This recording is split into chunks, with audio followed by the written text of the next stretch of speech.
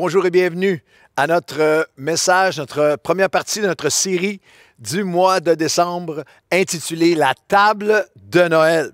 Nous sommes à moins de 2 semaines de Noël et c'est notre thème de décembre, la table de Noël, la table c'est ce que Noël représente, sa venue, sa bénédiction, ce que Jésus nous offre et nous invite à sa table et on va le développer ensemble, mais c'est aussi la table de Noël en décembre à Nouvelle Vie. C'est aussi notre passion et notre mandat comme chrétiens, comme Église, de partager notre table de Noël. Alors, permettez-moi pendant un instant, même si je sais qu'il y a des gens qui nous suivent partout à travers le Québec et la francophonie, nous vous saluons, mais permettez-moi, comme un pasteur, de parler au peuple de l'Église Nouvelle Vie, à tout le monde, de tous les chrétiens de Nouvelle Vie, sur chacun de nos sites. Je m'adresse à vous un moment ce matin, cœur à cœur, pour vous demander de mettre le comble à votre générosité. Alors, je parle aux chrétiens de Nouvelle Vie, à Longueuil, chrétiens de Nouvelle Vie hispanophone, Nouveau-Vidac, je sais que plusieurs d'entre vous suivez les dimanches matins en ligne, Nouvelle Vie, La Prairie, Châteauguay, Drummondville, Charlevoix, Sept-Îles. Je vous appelle, on est au mois de décembre et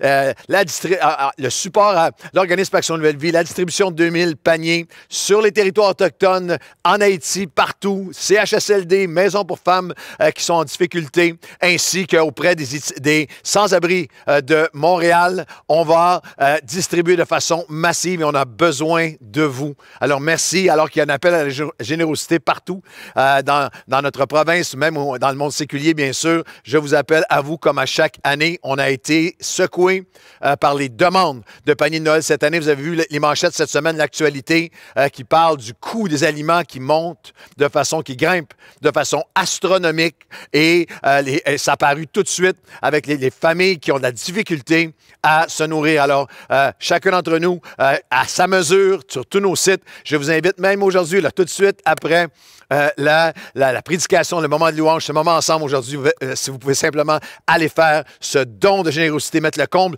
à votre amour alors que nous allons ensemble partager notre table. Moi, ça, c'est un de mes plus beaux souvenirs, un de mes plus beaux souvenirs de Noël comme pasteur de Nouvelle Vie.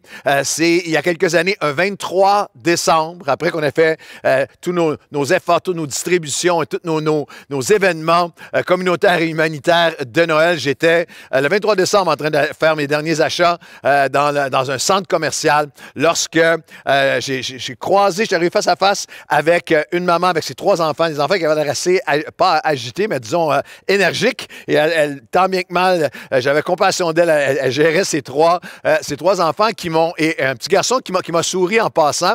Et moi, c'est toujours quelque chose qui peut me rendre un peu perplexe ou mal à l'aise parce qu'il y a des milliers de personnes qui viennent à Nouvelle Vie. Alors, partout où je vais, dans notre ville, ça arrive souvent que des gens me reconnaissent et tout ça, mais je ne sais pas toujours si je dois répondre, sourire, pas sourire, qu'est-ce qui se passe. Mais le petit garçon m'a souri, alors je lui ai souri. Et là, alors que je l'ai croisé, il a continué son chemin quelque part et je l'ai entendu dire à sa mère, « Regarde, maman, c'est le monsieur de l'église qui aide tout le monde. » Et là, la dame m'a dit, on était là cette semaine, merci, on a reçu, elle avait traversé une période particulière. Et moi, ça, je vais vous l'offrir aujourd'hui à tous les gens de Nouvelle Vie. Nous voulons être les hommes et les femmes qui expriment son cœur et qui aident tout le monde, partager notre table à Noël. Et lorsqu'on parle de la table de Noël, dans la Bible, la table représente beaucoup de choses. La table de Dieu représente son amour, sa provision, sa grâce, son salut, sa fidélité, sa protection, tout ce qu'il offre, la relation avec lui, l'intimité avec lui, une relation personnelle. Viens, je t'invite à ma table, une communion avec Dieu. Mais ça représente aussi ses plans, notre mission. D'établir son royaume sur la terre. Dans le psaume 78, 19, on a la table dans un contexte très, très important. Ça dit, « Ils doutèrent dans leur cœur et parlèrent contre Dieu. Ils dirent, Dieu pourrait-il dresser une table dans le désert? » Le psaume 78 révèle la blessure et la colère du cœur de Dieu lorsque son peuple sombre imperceptiblement, pas à pas, dans l'incrédulité, dans des justifications, des rationalisations pour expliquer que c'est pas possible ici au Québec, c'est un désert et Dieu peut pas pourvoir, Dieu peut pas bâtir, Dieu peut pas mettre une table dans le désert. Et c'est particulier parce que Dieu dit, ils parlèrent contre moi. Et si vous lisez le psaume en entier, ils ne blasphémaient pas contre Dieu, ils ne disaient pas des choses contre Dieu directement, mais Mais lorsqu'ils, par leur incrédulité, par leur refus de se mettre au diapason de son cœur, lorsqu'ils se disaient, « Ah, est-ce que Dieu pourrait mettre une table dans le désert? » Dieu dit, vous attaquez ma nature, vous attaquez le Dieu que je suis, qui est le Dieu de l'impossible, le Dieu qui établit une table dans le désert. Alors la question est, est-ce que Dieu pourrait-il dresser une table dans le désert? Et la réponse, c'est oui.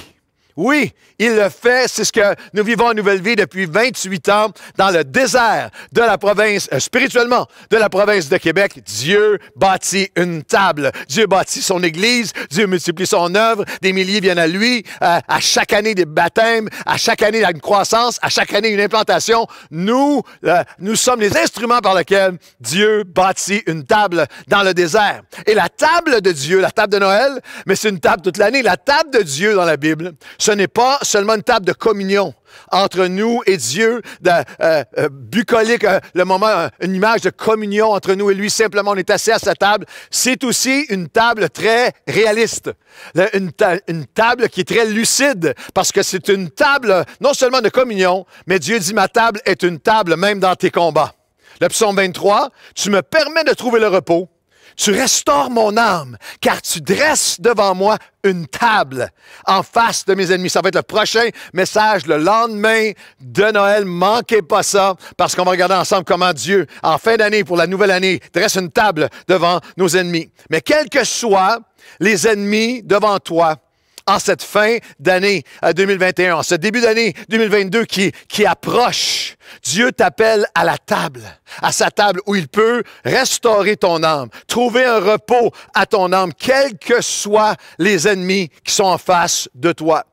Peut-être que l'année de 2021 était difficile.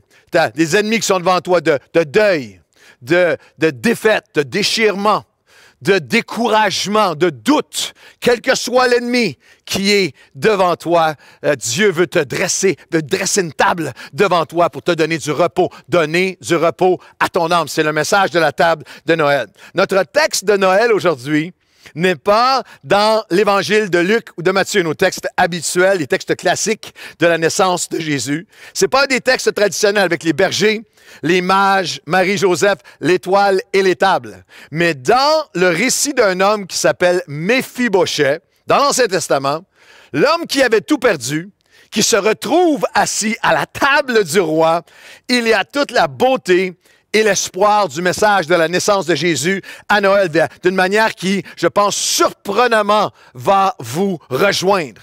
Pour bien comprendre Méphi, on va l'appeler Méphi pendant le message, c'est Méphibosheth. Pour bien comprendre Méphi, vous devez connaître 3 acteurs, 3 noms, 3 personnages qui intersectent dans sa vie, qui ont une grande influence sur lui. Puis on les rencontre, ces 3 personnages, dans notre texte aujourd'hui. C'est un message en 2 parties que je vais continuer le 26 décembre. Mais nous avons dans 2 Samuel, chapitre 9, et les versets 1, David dit, « Reste-t-il encore quelqu'un de la maison de Saül pour que je lui fasse du bien à cause de Jonathan? » Vous avez 3 noms ici que j'ai expliqués dans un instant. Leur relation avec Méphibosheth, David, Saül et Jonathan.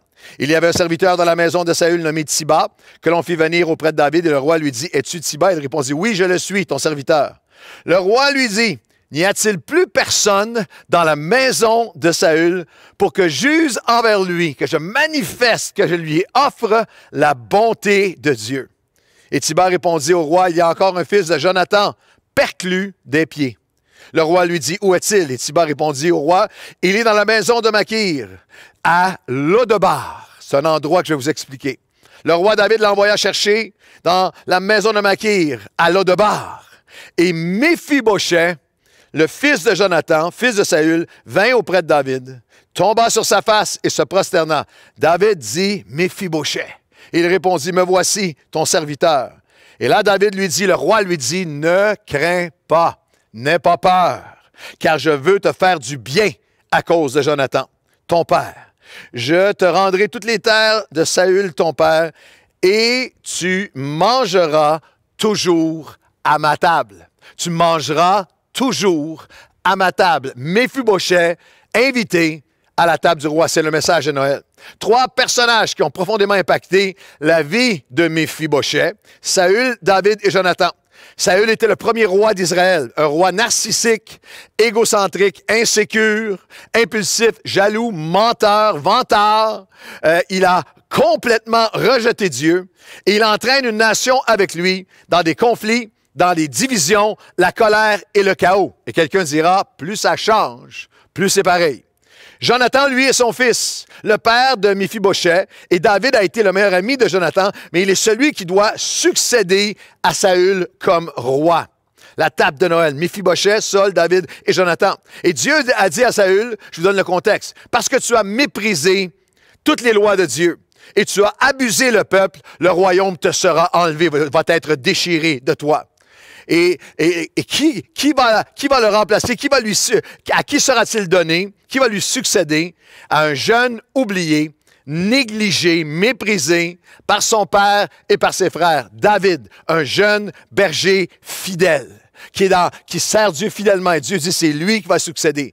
Si tu crois que si tu te sens cette fin d'année, négligé, oublié, que personne ne voit ce que tu as fait, tu as été victime d'une injustice, on ne te reconnaît pas. Prends courage aujourd'hui. Accroche-toi aujourd'hui. Dieu a un plan pour toi. Continue à le servir dans le lieu secret, à lui être fidèle lorsque personne ne voit. Dieu a un plan pour toi. Il te voit. Tu es important et il veut se servir de toi. David a grandi, il s'est développé, s'est fortifié et il y a un moment fatidique dans l'histoire d'Israël où il a abattu un géant, Goliath. Et lorsqu'il l'a fait, à partir de ce moment-là, il y a une reconnaissance de la nation qui est en train de voir l'appel de Dieu qui était sur David. Jonathan aussi va voir l'appel de Dieu sur sa vie. Et alors que David a battu le géant, à partir de ce jour, le roi Saül devient fou de rage et de jalousie. Il va le pourchasser pour l'éliminer. Pendant 10 ans, il ne réussira pas, mais pendant 10 ans, il va le pourchasser pour lui enlever la vie. Il est fou de rage contre lui. Et David vit pendant cette décennie dans des cavernes, dans des caves. Mais c'est lorsqu'il a, dans les ténèbres, dans l'ombre, mais c'est alors qu'il était dans ces caves, dans ces cavernes, qu'il a écrit la majorité de ses psaumes à la gloire de Dieu que nous chantons encore aujourd'hui, des millénaires plus tard. Je veux dire à quelqu'un qui a besoin de l'entendre. Certaines des œuvres les plus belles et précieuses que Dieu veut développer en toi vont être créées dans tes jours les plus sombres. Dans tes jours les plus sombres de ta vie, même en 2021. Alors, tu as besoin avec moi, tu peux dire, Seigneur, tu peux transformer la trahison et les tempêtes en témoignages. En cette fin d'année, je t'appelle à dire avec moi, je vais changer toutes ces attaques en adoration devant Dieu. Et faire ma déclaration de foi qu'alors que je suis dans la caverne, Dieu est en train de construire ma destinée dans la caverne. Jonathan, le fils de Saül, qui traditionnellement serait logiquement devenu le successeur de Saül, son père. Mais il devient le meilleur ami de David. Il voit la main de Dieu sur David. Il est prêt à abdiquer son rôle, son poste pour le bien de la nation. Il devient son défenseur, même contre son père fou, son allié pour succéder à son père enragé et hors de contrôle. Et éventuellement, à la fin de sa vie, Saül va mourir tragiquement à la guerre sur une colline de folie, dans un bain de sang où il entraîne son fils Jonathan qui perd la vie également, laissant Méphibosheth orphelin à l'âge de 5 ans. Vous dites, Pasteur Claude, là, on est loin de Noël. On est loin de la table de Noël avec Méphibosheth. Qu'est-ce que Méphibosheth peut bien avoir à voir avec moi en 2021, à deuxième année de pandémie, à quelques jours de Noël? Je voudrais vous proposer que nous sommes tous Méphibosheth. En fait, je vous le dis bien simplement, humblement, en toute transparence, je suis Méphibosheth. Je suis Méphibosheth. Nous sommes tous Méphibosheth d'une façon ou d'une autre, derrière les masques, dans la chambre de nos cœurs, plus que vous pourriez l'imaginer. Le nom de Méphibosheth est intéressant. Son nom en hébreu est un nom composé de Pa'a qui veut dire répandre et reproduire, et Duma qui veut dire honte et souffrance. Le nom Méphibosheth signifiait littéralement celui qui répand et reproduit la honte et la souffrance qu'il a vécue. De l'âge de 5 ans, au moment où nous le retrouvons dans le texte qu'on a lu comme adulte, il vit à Lodebar. Et Lodebar veut littéralement dire le lieu où il n'y a rien. pas de pâturage, le lieu du rien, le milieu de nulle part, la ville qui ne vaut rien, qui était située dans la vallée d'Achor, la vallée des larmes. Méphibosheth, c'est l'homme qui répand la honte et la douleur et qui habite, qui demeure dans le lieu du rien, dans le lieu où il n'y a rien, dans la vallée des larmes. Et dans Osée, chapitre 2, le verset 16, il y a cette promesse extraordinaire pour toi, c'est la table du Seigneur. Et la table de Noël, où Dieu dit littéralement, voici, à toi qui es dans la vallée des larmes, la vallée d'Achor, la vallée de Lodebar, à toi qui es dans la vallée des larmes, j'ouvrirai devant toi une porte d'espoir qui va remplacer la vallée des larmes. C'est ça le message de Noël. C'est Méphibosheth de nulle part, assis à la table du roi. Alors, je suis Méphibosheth. Tu es Méphibosheth. Et je suis Méphibosheth parce que, comme lui, j'ai un passé qui est lourd à porter. J'ai besoin d'aide. J'ai besoin d'un amour qui est divin pour me guérir. On a lu dans le texte que le roi a dit, reste-t-il encore quelqu'un de la maison de Saül? Le roi David est dans son règne. Et il appelle, est-ce qu'il y a quelqu'un qui reste de la maison de Saül? La maison de Saül, c'était une maison peut-être que tu as connue, de promesses brisées, de potentiel gaspillé, de colère, de trahison, de haine et de peur. Et au verset 5, lorsque vous lisez, et le roi le fit, l'envoya chercher, croyez-moi, lorsque le bruit est arrivé à Lodebar, le roi envoie chercher une garnison qui s'en va chercher Méphibosheth. C'est un moment de terreur glaciale dans le cœur de Méphi. Il vivait avec l'obsession et la terreur constante, comme s'il vivait sur du temps emprunté. Un jour, mon passé va me rattraper. Un jour, mon passé va me rattraper. Son passé, le passé de son grand-père qui avait tourmenté, qui avait pourchassé le roi David. Le roi est maintenant en pouvoir. Il a toute autorité. Un jour, le passé va venir me chercher. Il y a quelques années, il y a une femme que mon épouse Chantal et moi, elle et sa famille, on les aime tellement. Elle vivait une période atroce de souffrance. Elle a énormément de souffrance dans son passé. Puis j'ai essayé de l'encourager pour l'avenir. Puis elle m'a dit, tu sais Claude, c'est pas mon avenir qui me fait peur. C'est pas mon avenir qui me fait peur, c'est mon passé qui me tue. Et c'est comme ça que Méphibosheth se sentait, parce que c'était la norme à l'époque et à travers les âges pour le nouveau roi d'éliminer toute la descendance de l'ennemi qui l'avait précédé. Et ça, on voit ça à travers l'histoire. Vous savez, dans des œuvres de fiction, des films comme le Parrain ou la série Games of Thrones, ou à la réalité moderne, dans la vraie vie de Saddam Hussein qui faisait éliminer les fils et les petits-fils de ceux qui étaient ses anciens ennemis ou présents ennemis, même aux chefs d'État modernes qui sont prêts à tout pour détruire, dénigrer, faire disparaître tout ce que son prédécesseur a accompli, tuer sa réputation. C'est une réalité historique, perpétuelle, de l'expérience humaine. Et Méphibosheth, lorsqu'on l'envoie chercher, pense que c'est la fin de tout. Est-ce que ton passé à toi est lourd à porter? Est-ce que parfois tu sens que tu te combats et qu'un jour, mon passé va venir me chercher, mon passé va venir me rattraper? Et lorsqu'arrive le moment, il y a un roi qui l'appelle Méphibosheth, se jette face contre terre contre lui. Il faut que vous compreniez la scène. Lorsqu'on le traîne et on l'amène au palais, faut imaginer, moi j'imagine une scène où il rentre dans le palais et il y a une affiche qui dit la potence, le bourreau, la mise à mort, puis il y a une affiche loin de ce côté-là qui dit la table du roi. Et lorsque Méphibosheth vient et se jette aux pieds, il pense qu'il va être amené, et peut-être même que les bourreaux pensent, voici, c'est le dernier des descendants, on va éliminer la menace alors qu'ils viennent pour l'emporter. Le roi David dit non, amène-le à la table du roi. Ça, c'est Noël. Le roi David dit, Méphibosheth, je veux te faire du bien. Que je lui fasse du bien. Que je lui manifeste la bonté de Dieu. Bonté est même un mot très faible. Lorsqu'on regarde la traduction en français de bonté de l'hébreu, c'est un des mots les plus importants de l'Ancien Testament en hébreu. C'est le mot chesed. Et le mot chesed, c'est pas seulement un geste sporadique, éphémère de bonté, ponctuel. Non, non. C'est l'amour infini, l'amour inconditionnel, une alliance d'amour et de bonté. Le roi a dit, moi, en alliance avec toi, je veux te combler avec un amour fidèle. Tu as besoin d'aide divine, tu as besoin d'amour, ton passé est lourd à porter. Le message de Noël, de la table de Noël, à nous tous, les Méphibosheth au passé qui nous rattrape. Dieu dit, viens à moi. Viens à ma table, je t'offre un amour inconditionnel, mon aide, mon alliance d'amour qui guérit les pires passés. Je veux te faire chesed. Je veux te faire du bien. C'est un amour, alliance, à l'opposé de ce qu'on pourrait appeler une relation d'acquisition ou de consommation. Une relation, c'est une relation d'alliance, d'aide et d'amour. Nous vivons dans un monde de relations sans alliance, de relations, un monde relationnel de consommation, où le mode consommateur envahit chaque aspect des relations humaines. C'est un mode de relation moderne qui est dans la pensée de si tu me donnes satisfaction, comme un client, si tu me donnes satisfaction, je reste. Sinon, je quitte. Je te quitte. Je m'en vais ailleurs. Dans une relation de consommation-d'acquisition, tu restes si tes besoins sont rencontrés.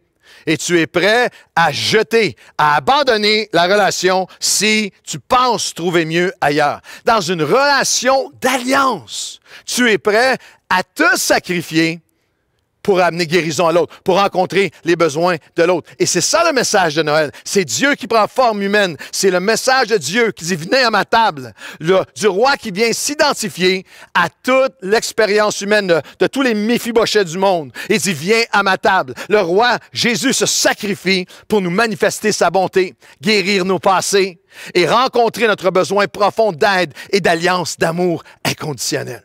Dans les dernières 30 à 50 années, dans les milieux, il y a des milliers d'articles dans les milieux académiques, de livres, d'études qui sont publiés détaillant comment cette mentalité de consommateur relationnel, qu'est-ce qu'il y a là-dedans pour moi, façonne, caractérise et définit de plus en plus les relations. Les relations personnelles, les relations interpersonnelles, les relations familiales, les relations avec notre travail, avec notre carrière, avec nos études. Et les relations, et moi, comme pasteur, je vous dirais, ça caractérise aussi beaucoup de chrétiens, leurs relations avec Dieu et avec l'Église. Qu'est-ce qu'il y a là-dedans pour moi? Qu'est-ce que je peux prendre? Ça n'a pas d'importance comment quelqu'un ou l'Église ou Dieu a été bon vers moi dans le passé. En ce moment, là, j'ai plus besoin. Je passe à autre chose. Les relations sont jetables. Ça produit une société fragmentée, une Église, une société fragmentée, divisée, méfiante, égocentrique, déloyale, infidèle et désengagée. Pourquoi? Parce que les relations sont jetables. Nous vivons dans un monde de relations jetables, d'amour et de liens, d'engagement variables et conditionnels et toujours à court terme. En 38 ans de pastorat, mon expérience confirme ce que les psychologues, sociologues, anthropologues modernes, ainsi qu'intervenants, travailleurs sociaux, psychothérapeutes qui constatent sur le terrain avec une inquiétude pour l'avenir, il n'y a peut-être jamais eu dans notre ère moderne une société où les gens sont si fermés et réfractaires à la pensée, à la notion d'engagement, de fidélité, d'alliance, si hostiles et étrangers à la notion d'alliance, d'engagement, de loyauté et de fidélité dans l'amour. Je suis Méphibosheth parce que j'ai un passé lourd et j'ai besoin d'aide et d'amour, d'une alliance de grâce et d'amour dans ma vie, de quelque chose de solide, de quelqu'un qui m'aime inconditionnellement. J'aimerais vous donner une citation du Dr. Mark Edmondson. Il est professeur à l'Université de la Virginie. Il a écrit une dizaine d'ouvrages. Il est une sommité en sociologie et anthropologie moderne. Certains de ses livres sont utilisés comme cursus dans une trentaine d'universités à travers le monde. Des livres comme Le Soi et l'âme. Les livres comme Le cœur des humanités. Pourquoi lire, pourquoi écrire, pourquoi enseigner.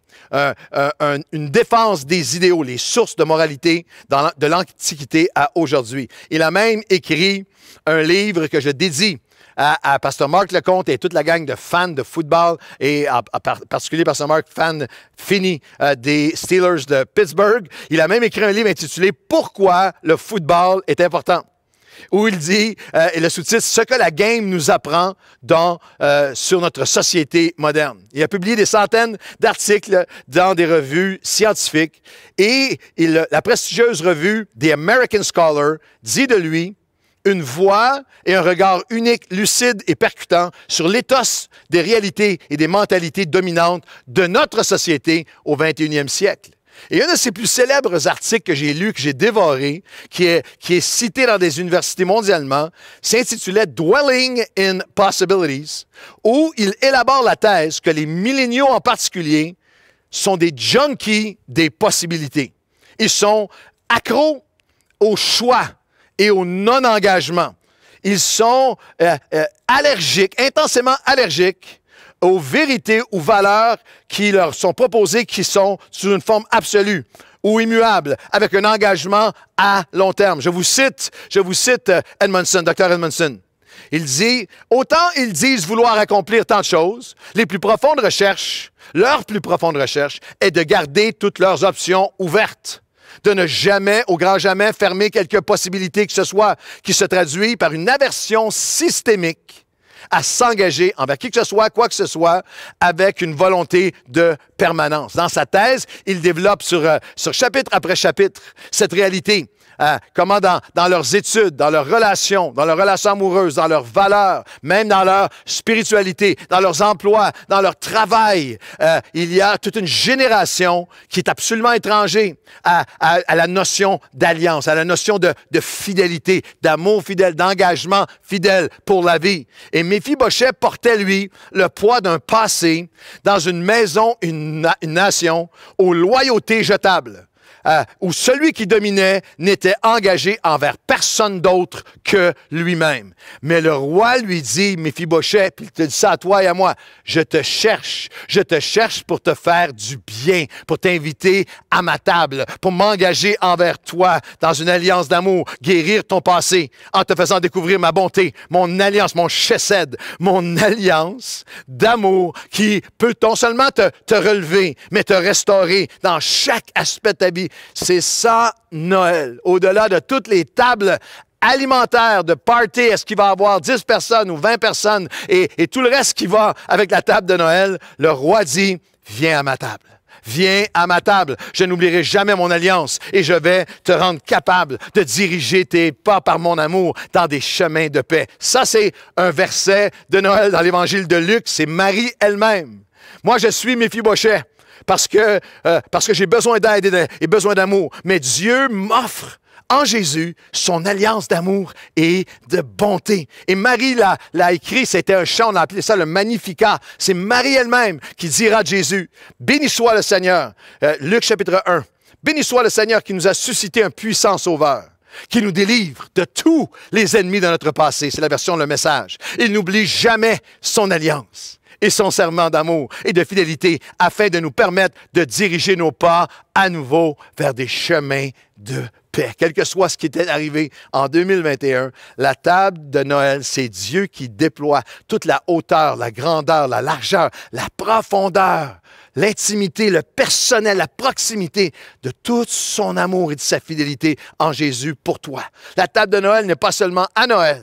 Ses bontés se renouvellent. Ses chesed, ses bontés, son alliance se renouvelle à chaque jour. C'est pour ça qu'on entre dans 2022, quel que soit ce qui arrive autour de nous. C'est pour ça qu'on traverse des pandémies avec une paix et une confiance dans nos cœurs. Parce qu'à chaque jour, il y a sa bonté, il y a son chesed, il y a la table de Dieu qui m'offre la bonté. La table de Noël, de sa bonté n'est pas seulement pour être guéris nous-mêmes, mais pour grandir. Et pour dans sa bonté, et pour le glorifier par l'esprit de chesed en nous. Récemment, il y a un ami pasteur de France qui est en visite juste dans les derniers jours, et puis dimanche dernier, puis on s'est salué, et puis il a entendu les annonces pour les paniers de Noël et les annonces pour tout le reste, et il m'a dit, « Ah, il dit, vous faites encore ça? Ça fait combien d'années que vous faites ça? » Ça fait 28 ans que nous faisons ça, et je lui ai répondu gentiment. Sa question n'était pas méchante. Mais oui, on fait encore ça. Oui, nous allons continuer à soutenir cette année plus que jamais. Ensemble, on ne peut pas le faire sans vous. L'organisme Action Nouvelle Vie est distribué des milliers de paniers, des milliers de jouets. Oui, nous allons continuer à être auprès des sans-abri le jour de Noël, le lendemain, la veille et le jour de Noël, avec des couvertures, avec des vêtements, avec des repas chauds, avec des cadeaux pour eux. Oui, nous allons continuer chesed parce que nous représentons ce cœur de Dieu, cette alliance de bonté qui dit venez, viens à la table, qui ne lâche pas. Oui, nous allons continuer à être, nous le sommes en Haïti, à bâtir, à rebâtir, à aider, à sauver, à bâtir école, dispensaire. Oui, nous allons continuer dans le chesed. Chesed ensemble dans sa bonté. Jamais seulement être assis à la table pour la recevoir, mais pour rejoindre d'autres Méphibosheth. Oui, on va continuer avec des concerts de Noël, avec 4 représentations, plus des dizaines de milliers qui vont suivre en ligne parce que nous voulons partager. Nous voulons pas seulement recevoir sa bonté, être à la table entre nous, mais partager la table du roi. Je parle à toi, personnellement, quelqu'un a besoin de l'entendre. Si, comme Méphibosheth, tu as été réduit par la honte de tes échecs, manquement et infidélité. Si tu es celui ou celle qui a habité trop longtemps à Lodebar, le lieu où tout semble réduit à rien, où tout a été bousillé, dans la vallée d'Achor, dans la vallée des larmes, en 2021, viens, reviens maintenant à Jésus, à la table. Il t'appelle à sa table, il veut te faire du bien. Son alliance de bon temps vers toi n'a jamais varié, n'a jamais changé. Il veut faire de toi un homme, une femme qui reprend confiance et qui redevient lui-même digne de confiance. Je suis Méphibosheth. Je suis Méphibosheth parce que, comme lui, j'ai un passé lourd, j'ai besoin d'aide et j'ai besoin d'amour divin. Et Dieu m'appelle à sa table et m'offre sa bonté. Je suis Méphibosheth parce que j'ai perdu confiance en moi et en d'autres. J'ai besoin d'assurance, d'affirmation. J'ai besoin d'apaisement. Nous avons lu que Méphibosheth était perclus des pieds. Le mot en hébreu parle d'être boiteux, d'être blessé de façon permanente, handicapé, paralysé des pieds. Est-ce que vous savez comment c'est arrivé? La Bible nous le raconte. Dans 2 Samuel 4:4, Jonathan, le fils de Saül, avait un fils perclus des pieds lorsqu'il était âgé de 5 ans, lorsqu'il arriva de Jezreel la nouvelle de la mort de Saül et de Jonathan, son père. Sa nourrice le prit et s'enfuit, et comme elle précipitait sa fuite, elle l'a échappé. Il tomba et resta boiteux. Son nom était Méphibosheth. 2 Samuel 4, je vous invite à le lire à la maison, le récit historique de la mort tragique de Saül et de son fils Jonathan, le père de Méphibosheth, décrit les événements d'une façon, avec un état, d'une façon qui illustre bien tout le côté dramatique, bouleversant des événements. On lit dans 2 Samuel que leurs mains restèrent sans force à l'annonce de la mort de Saül et de Jonathan. Leurs mains restèrent sans force et la nation entière était dans l'épouvante. Nous ne savons rien de la mère de Méphibosheth. Ce jour-là, à l'âge de 5 ans, il a perdu son père. Il a été arraché du palais et en panique, terrorisé, sa nourrice qui courait pour se sauver l'a échappé. Il a été échappé. Et elle a échappé et rendu boiteux pour le reste de sa vie dans sa chute. Je suis Méphibosheth. Et peut-être que tu l'as aussi. Parce que comme lui, j'ai été échappé. On m'a laissé tomber. On m'a échappé. J'ai été déçu. J'ai besoin d'assurance, d'apaisement divin, car comme lui, ceux en qui j'avais confiance, qui devaient prendre soin de moi à certains moments de ma vie, m'ont laissé tomber, m'ont échappé.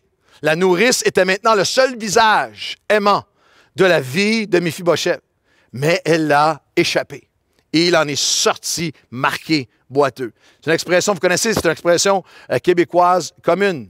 On l'a échappé. Ah, je l'ai échappé celle-là. Celle-là, je l'ai échappé. Aujourd'hui, alors que je me préparais, j'arrivais tôt ce matin à la radio, il y avait le résultat, il y avait le verdict d'un procès d'une petite enfant qui a été martyrisée jusqu'à la mort dans la ville de Granby, dans notre province de Québec. Et l'animateur disait, elle n'a pas été protégée. Le système l'a échappé. Et nous pouvons, comme Méphibosheth, nous pouvons perdre confiance et être boiteux et souffrir boiteux moralement, émotionnellement, psychologiquement, spirituellement et souffrir profondément d'avoir été échappé.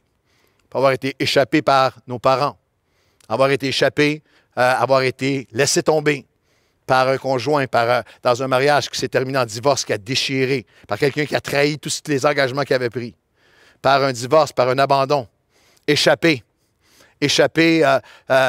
comme adulte, échappé par nos parents, échappé par nos enfants qui laissent tomber, qui déchirent, on peut être échappé par un ami, par un représentant de Dieu, en autorité spirituelle en qui on avait confiance. La province de Québec en entier est blessée spirituellement, émotionnellement, a perdu confiance, génération après génération, qui ont été échappés, qui ont été abandonnés par des représentants, par des mon-pères, par des représentants religieux qui devaient les protéger, en qui ils avaient droit d'avoir confiance. As-tu besoin d'une assurance? As-tu besoin d'un ancrage? As-tu besoin d'être apaisé? As-tu perdu confiance? As-tu besoin qu'il y ait quelqu'un qui ne t'échappe, de l'assurance qu'il y a quelqu'un qui ne t'échappera jamais, ne te quittera jamais, ne te laissera jamais tomber? Je suis Méphibosheth. Et comme lui, J'ai été laissé tomber. J'ai été échappé à différents moments de ma vie et j'ai besoin de cette assurance divine. Comme Marie a dit de Jésus, parce que le Tout-Puissant a fait pour moi de grandes choses. Son nom est saint, sa miséricorde s'étend d'âge en âge sur ceux qui le craignent. Il a déployé la force de son bras. Il a rassasié, ça c'est le message de Noël, il a rassasié de bien les affamés. Il a secouru son peuple. Il n'oublie jamais sa miséricorde. Elle dure à toujours. Marie aurait pu dire, il ne t'échappera jamais. Il ne te laissera jamais tomber. Je veux parler un moment à ceux qui ont souffert d'avoir été échappés, mais aussi à ceux qui connaissent, qui sont déchirés, à toi qui es déchiré, abattu, démoli, parce que c'est toi qui as échappé, c'est toi qui as laissé tomber, c'est toi qui as manqué, c'est toi qui as déçu. Vous savez, ça peut être une douleur insoutenable de ressentir que j'ai laissé tomber, j'ai manqué à, j'aurais dû, je n'ai pas, j'ai chuté, je l'ai échappé moi, comme Marie. Je l'ai échappé, tu regardes je l'ai échappé comme époux, j'ai laissé tomber mes vœux, mes engagements, je l'ai échappé comme père, comme mère. Je l'ai échappé, j'ai échappé mon mariage, mes vœux, mes études, mes rêves, ma carrière, mon futur, mon avenir. J'ai échappé ma sobriété, j'ai rechuté. J'ai échappé mon appel, mon engagement. J'ai échappé mon ministère, ma destinée. J'ai mon témoignage. J'ai laissé tomber les gens que j'aimais le plus. J'ai laissé tomber ma famille, mes enfants, mes parents. J'ai laissé tomber mon Dieu. Je veux que tu relises ce texte de Luc chapitre 1, verset 49 à 50. Voici ton assurance.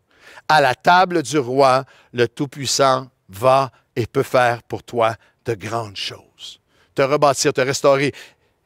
Méphibosheth qui n'avait rien s'est retrouvé à la table du roi. Et Dieu, on l'a lu, et le roi lui dit, je vais restaurer tout ce qui avait été volé, tout ce qui aurait dû t'appartenir que tu avais perdu. Voici ton assurance. À la table du roi, il déploie la force de son bras pour toi.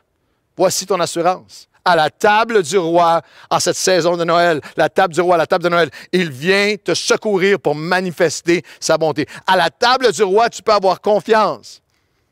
Il ne se relâche jamais dans son amour, malgré tes échecs, malgré les erreurs, malgré ce qui a été déchiré, malgré là de bord, en ce moment, tu es dans la vallée d'Accord, la vallée des larmes, malgré le fait que tu te retrouves dans un lieu où tu penses que tout a été amené à rien dans ta vie, dans une sphère de ta vie.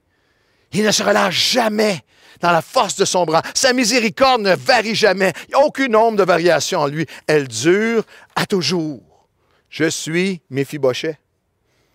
Parce que comme lui, j'ai un passé lourd à porter, j'ai besoin d'aide et d'appui, j'ai besoin d'aide et d'amour divin. Il m'appelle à sa table pour me manifester sa bonté. Je suis Méphibosheth parce que j'ai perdu confiance.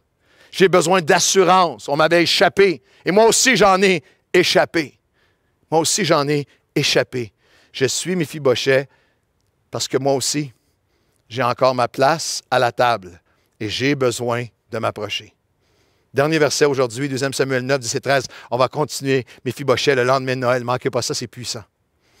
Et le roi dit, n'aie pas peur, car je veux te faire du bien et tu mangeras toujours à ma table.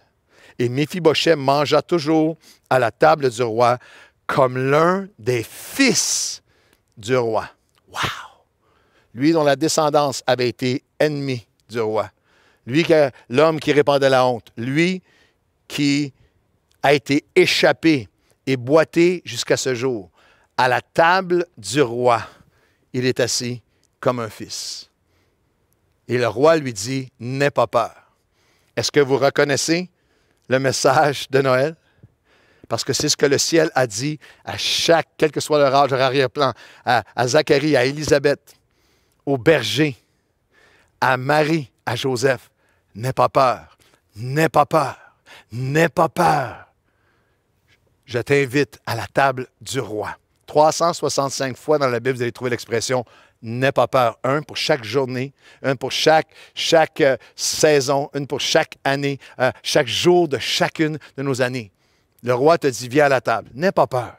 N'aie pas peur, je veux te faire du bien. C'est ça, Noël. N'aie pas peur de t'engager envers Dieu parce que moi, je suis engagé envers toi.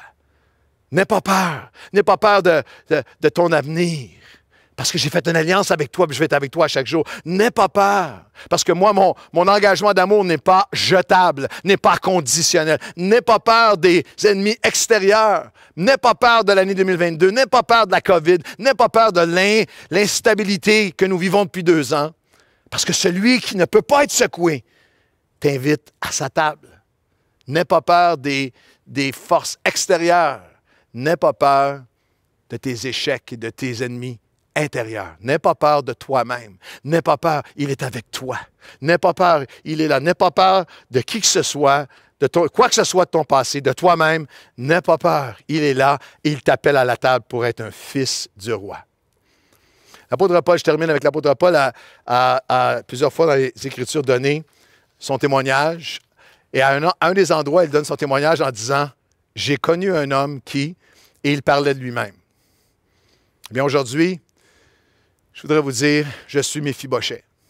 J'ai connu un homme qui, comme Méphibosheth, est né dans cette douleur, est né dans ce contexte, un jeune âge de douleur, de boiter, d'être échappé.